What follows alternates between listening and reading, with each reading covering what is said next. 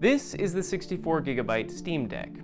And this is the same 64GB Steam Deck, except it has upgraded storage, an anti-glare screen, and it costs $150 less than the top-tier Steam Deck that Valve sells. So what gives? Is Valve ripping you off? And how can you make these same improvements without breaking the bank?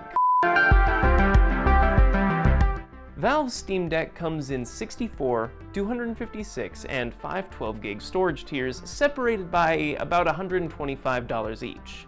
This model, the 64GB storage version, costs just $400, and that's insane. It's actually impossible when you think about it. Any equivalent device in this category costs at least twice that, normally 3 times more. In short, when I asked if Valve is ripping you off, the answer is yes or no, depending on what you're comparing it to. When compared to any other device in this category, the Steam Deck is better than a bargain. It's highway robbery. But when you think about the other models of the deck compared to this base tier, those heftier storage models cost much more than would make sense. To illustrate this, let's upgrade the storage and see how much it costs us. First up, go to Steam and download the official SteamOS recovery image for the deck. We'll need it if we're going to be removing the SSD. Then I went on eBay and found a seller that shucks NVMe drives out of Surface laptops and resells the 512GB drives for about $80. Already, that's a far cry from the $250 delta between the bottom and top tier decks, but let's continue. Disassembling the deck is as easy as ever, and to get in, we're going to use... What, do you think I own an iFixit kit? I'm poor, remember? We're going to use this Stanley screwdriver and this Lego parts peeler. 8 screws hold down the backplate and keep these in 2 groups. The long ones go in the outer holes and the short ones belong closer to the middle. After you have the screws out, carefully apply pressure to the left-handed side of the deck, pressing between the seam that holds the 2 halves together. Once a few of those tabs pop, you can pull the rest apart by hand. From there, there's just an aluminum EMI shield between you and your storage. Remember to peel the top right corner of the metal tape inside here. There's a screw hidden underneath. After you have that part removed, you can use the very same screwdriver we've been using to remove the M.2 screw and pull out the SSD. I'm not sure why Valve is so concerned about EMI shields in this device, but just to be safe, I removed the metal tape from the original drive and wrapped it around my replacement. From there, it's as simple as screwing the drive back in, replacing the aluminum cover, and screwing the backplate back on. Finally, with that SteamOS image on a flash drive, plug it into your deck and follow the instructions to re-image your hard drive. At most, this whole process takes about 10 minutes, and it is my strong recommendation that you do this yourself instead of paying for the extra storage. Especially because most mainstream games are so big, they'll barely fit on your 64GB model, if they fit at all. But that begs the question, why does Valve even sell the 64GB model in the first place? It doesn't make sense right now, but maybe it will have more of a purpose in the future. In my Oculus video, I touched on game and file size, but I'll reiterate my point briefly now.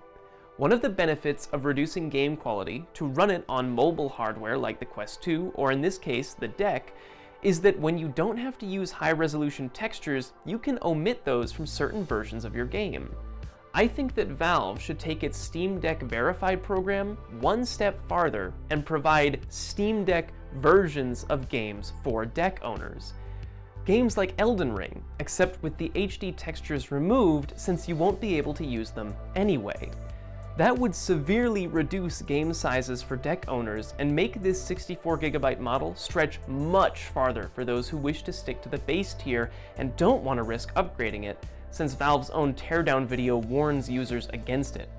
So, we've spent $480 and we're halfway to the top tier Steam Deck.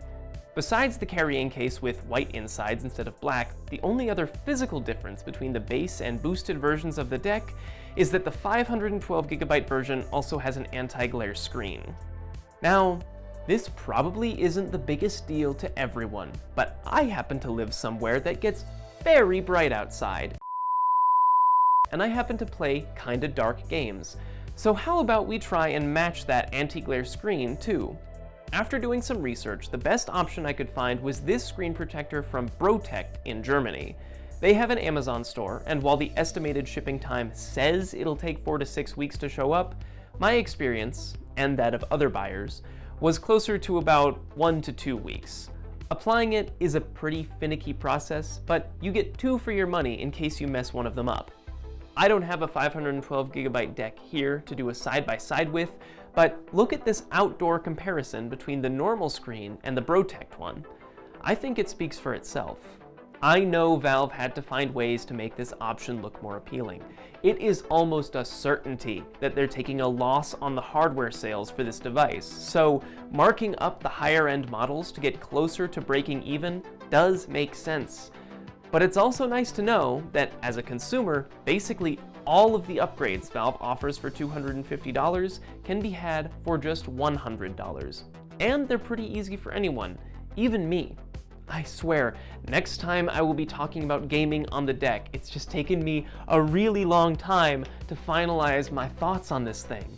I have many more videos planned, so make sure you're subscribed, and I'll be back next time. Just so you guys don't think I was trying to fib that whole, snowstorm thing, like I recorded it earlier or something. It's April 14th right now, and this is what it looks like.